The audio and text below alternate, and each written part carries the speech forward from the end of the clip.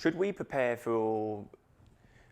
I haven't prepared for this video, and I'm trying to show you, as a result, what happens, because this is exactly like what happens when we don't prepare for a pitch.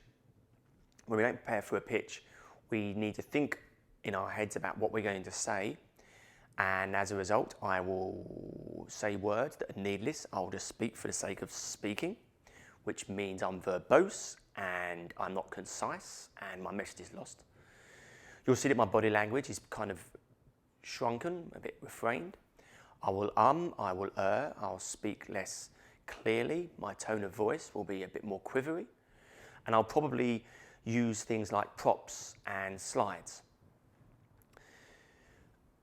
And that, ladies and gentlemen, is an example of me speaking directly to a camera without any preparation whatsoever.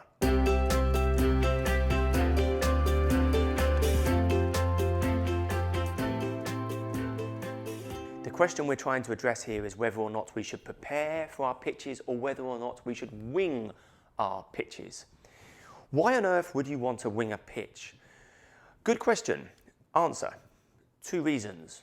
The very first reason why you will not want to prepare for a pitch and you'll want to wing it is because preparation equals hard work. That's obvious. But the second reason that we like to think that we can wing pitches is because when we wing it, we tell people we just wing it. That means we suggest that we're pretty cool and it comes naturally to us. And everyone thinks that we're something special. Well, guess what, ladies and gentlemen? There's no such thing. You need to prepare. Everybody needs to prepare.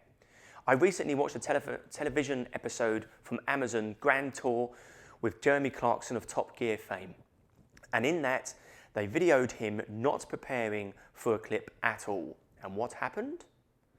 You saw him sat in a car and trying to think about words to describe the car. He said something like, "This car is like..." And he was lost, and he needed time to prepare, to think about the way he was going to describe that word. He's the prince of puns and metaphors, but only when he has prepared. Now, I am guilty of not preparing in the past, but not in pitches, in best man speeches. The very first time that I was asked to give a best man speech, I was 18, and I gave a 5-minute speech, and after that speech, I got lots of thumbs up from the audience and pats on the backs, and people brought me beer. I felt pretty good about that, and as a result, for the next 6 times that I was a best man, I've been best man 7 times in total, for the next 6 times I never once prepared my speech. The thing is, as I got older, I started to see the thumbs disappearing and the pats no longer arriving.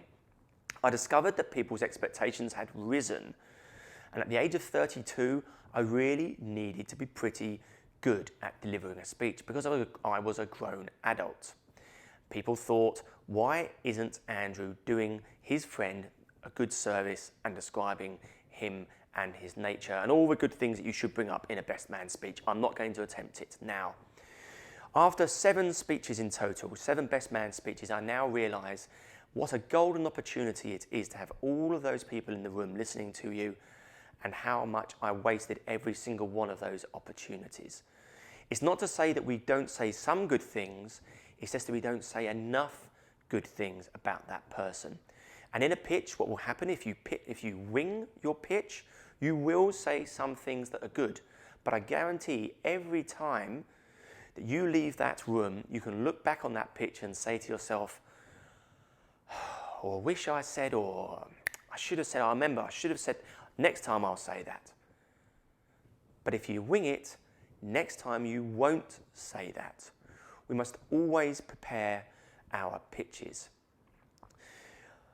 I have one exception where I actually do not prepare my pitches, and that's when I'm doing something called Pitch Hack London, where I have a big group of people in the room and I'm helping them with their pitches. When I'm doing something like a guest lecture, I'll go into that room and I'll ask people, anyone in the audience, throw at me a product or a service, and I will pitch it back to you within 10 seconds. And sure enough, pretty much without fail, I will always get a spontaneous round of applause. But that round of applause is not because the pitch is of a high quality, not really.